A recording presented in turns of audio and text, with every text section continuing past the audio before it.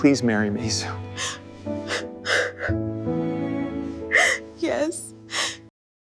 She agreed to be the billionaire's surrogate, but ended up carrying his heart too.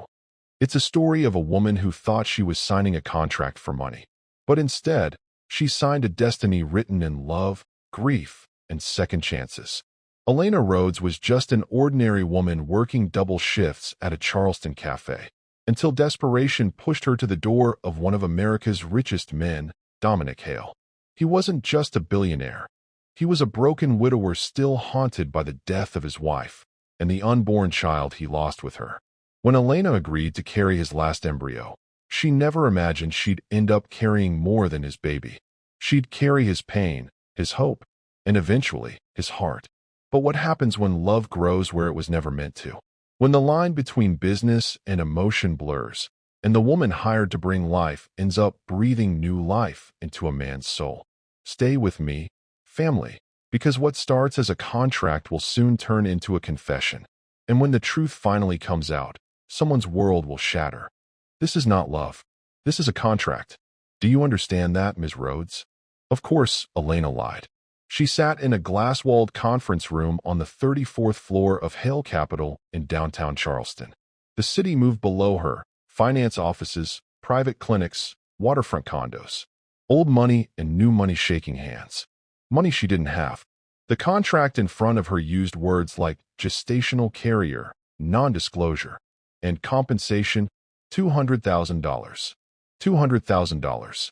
That number could clear her mother's hospital bills, keep her mother in treatment, and stop the calls from collections. It could keep their apartment. It could buy time. Time was the only medicine she couldn't borrow. But that wasn't the part making her hands shake. The part making her hands shake was the man at the head of the table. Dominic Hail. He'd introduced himself when he walked in. Everyone else already knew who he was. 40 years old. Founder of Hail Maritime Logistics. Private terminals in Miami, Savannah, and Charleston. Billionaire. Widower. No children. Yet, he wasn't flashy. No ring, no watch with diamonds, no smile for show. Just a navy suit, sleeves rolled to his forearms like he'd given up pretending to rest. He watched her. Not her body. Her face. Why did you apply? Dominic asked quietly. And please, don't say the money. Elena swallowed. Because you said in the posting you weren't hiring a womb, she said. You were trusting a person. For a second, something in his expression broke. And that was the first moment she got scared. Because she felt herself care. The clinic felt like it belonged in a luxury investment brochure, not in real life. White sofas, calming music, coffee that probably cost more per cup than her entire grocery budget. Elena sat on the exam table in a paper gown, wishing the floor would swallow her. She hated feeling exposed. She hated needing help. She hated that if this didn't work, her mother's treatment might stop. The door opened. It's just me, Dominic said. No lawyer. No assistant. No PR person. Just him. No tie today, only a gray button-down and tired eyes. You don't have to be here, she said. Yes, he said softly. I do. He pulled up a chair, close, but not touching. Respectful. Careful. My wife's name was Charlotte, he said. She passed away 2 years ago. Car accident. We were in IVF. We had one embryo left. One. Elena's stomach tightened. I promised her I would try, he said. I promised I would give our daughter a chance to live. He looked at Elena then. Not like a man shopping. Like a man praying. I am not asking you to replace her, he said. I am asking you to help me keep her alive in the only way I have left. That was the moment Elena understood something important. This was not just business. This was grief held together with paperwork. And if she said yes, she would not just be agreeing to carry a child. She would be tying herself to his pain. The embryo transfer was scheduled for Thursday morning. Elena hadn't slept in 2 days.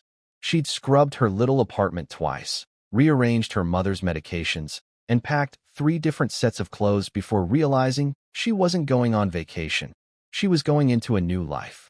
At 7 a.m., Dominic's black SUV waited downstairs. He got out and opened her door like a man who'd been raised on old manners. You ready? He asked.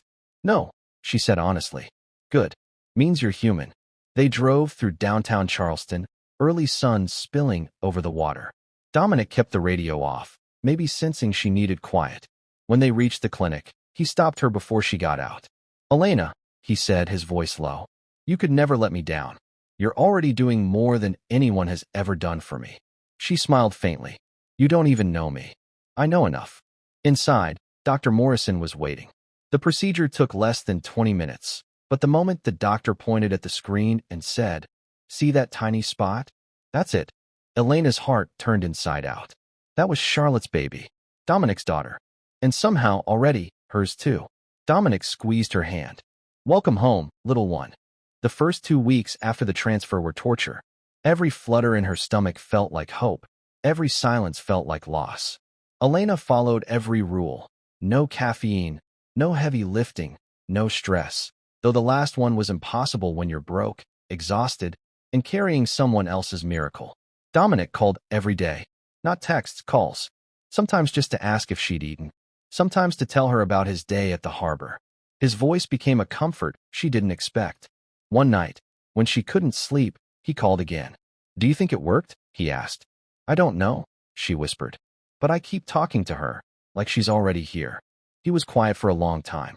Charlotte used to talk to her belly every night, he finally said. Said she wanted our baby to recognize her voice first. Elena smiled in the dark. Maybe she will. Maybe she'll recognize both of us. The next morning, the doctor confirmed what they both silently prayed for. The embryo had taken. She was pregnant. Dominic's eyes filled with tears. You're not just carrying her, Elena, he said softly, voice breaking. You're carrying me too. And she knew it was true. At 6 weeks, the morning sickness hit hard. Elena spent 3 days curled around her bathroom floor, convinced her body had declared war on her. Every smell, coffee, soap, even water, made her stomach twist. On the 4th day, a knock rattled her door. When she opened it, Dominic stood there holding a grocery bag full of ginger tea, crackers, and electrolyte drinks. He looked completely out of place in her small apartment, a billionaire standing between peeling wallpaper and an old fan. You shouldn't be here, she said weakly. You shouldn't be going through this alone, he replied. He sat on the bathroom floor beside her for hours, reading random trivia off his phone to distract her. Did you know babies can taste what their mothers eat through amniotic fluid? She groaned. Then she hates ginger. Definitely hates it. He laughed softly. She's strong. Like her mom. Elena froze. I'm not her mom. Dominic looked at her, serious now. Maybe not by DNA, but you're the one fighting for her life. That night, after he left, Elena lay in bed with her hand over her stomach. I'm not supposed to love you, she whispered. But I already do. 10 weeks in, Elena's belly was just beginning to show, small enough to hide, big enough to change everything. Dominic insisted on attending every doctor's appointment. He said it was to stay informed, but Elena knew better. He was terrified of losing this baby, terrified of losing another piece of Charlotte. They met outside Dr. Morrison's office one windy afternoon. Elena smelled faintly of espresso from her morning shift at the cafe. Dominic looked tired but softer these days, his grief no longer sharp, just heavy. Inside, the ultrasound room was dim, the screen flickering with black and white movement. Patricia, the nurse, smiled. Ready to meet your baby? A sound filled the room, rapid, steady, alive. That's her heartbeat, Patricia said. Elena's eyes burned. Dominic reached for her hand instinctively. Their fingers laced. The world stood still. That's our baby, he whispered. Elena's throat tightened. Our. That word shouldn't have meant anything, but it did. When Patricia left, the silence between them was thick. Dominic turned to her. I know there are boundaries, he said softly, but I can't pretend this doesn't feel real. Elena didn't answer. She just looked at him, one hand on her belly, one still in his. And both their hearts racing in time with the babies. By the 12th week, the pregnancy had settled into a rhythm. Doctor visits, daily texts, and quiet evenings where Elena tried to convince herself she wasn't falling for him. Dominic came over one night with takeout from her favorite diner. He claimed it was for the baby's cravings, but the truth was in the way he lingered at her door. They ate sitting on her worn couch, the city lights flickering through the window. Tell me about Charlotte, Elena said softly. He hesitated. Then, slowly, the stories came. How Charlotte used to label every spice jar. How she couldn't cook but loved trying. How she believed laughter could fix anything. She sounds wonderful, Elena said. She was. He looked at Elena.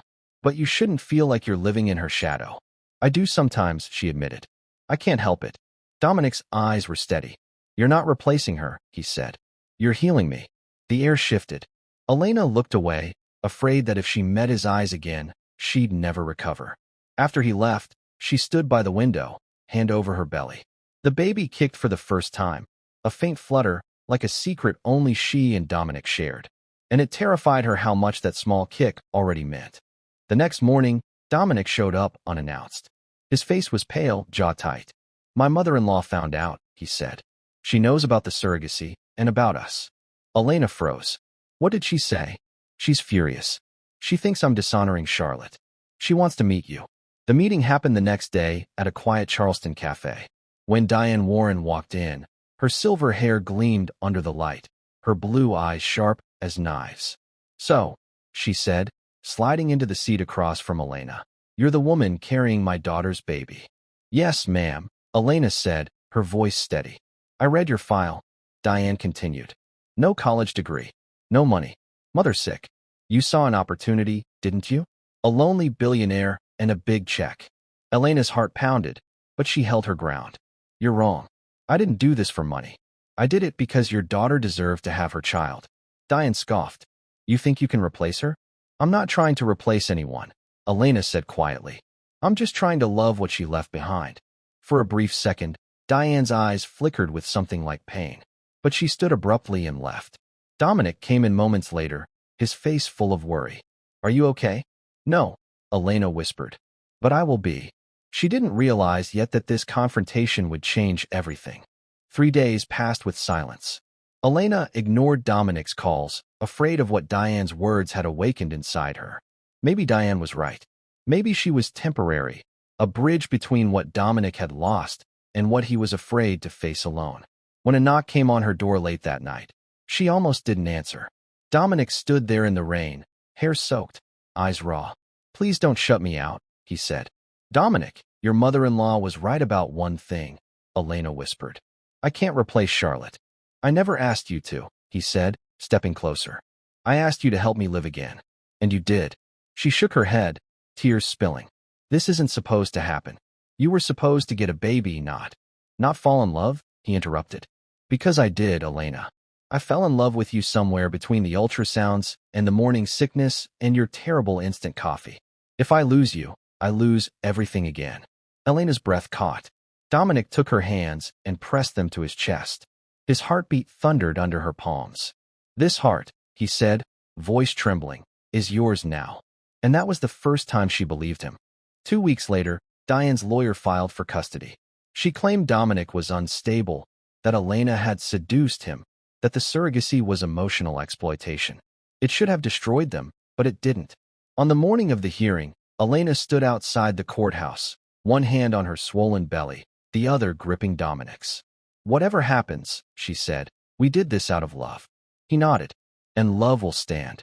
Inside, Diane glared from across the room, but her fury couldn't drown out the truth.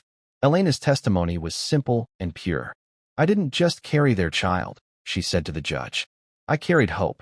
I carried a man's grief and turned it into life. You can't fake that kind of love. Dominic's eyes never left her. When the judge finally ruled in their favor, Diane crumbled, realizing she'd been fighting the wrong people. Outside the courtroom, she approached Elena. I was wrong, Diane whispered, touching her belly gently. Charlotte would have liked you. A month later, during a thunderstorm that echoed the night they met, Elena gave birth to a baby girl, Charlotte Rose Hale. Dominic held them both, tears streaming down his face. You saved 2 lives, he whispered. No, Elena said softly. Love did. And in that moment, surrounded by rain, family, and new beginnings, she knew one truth. Love doesn't replace. It expands.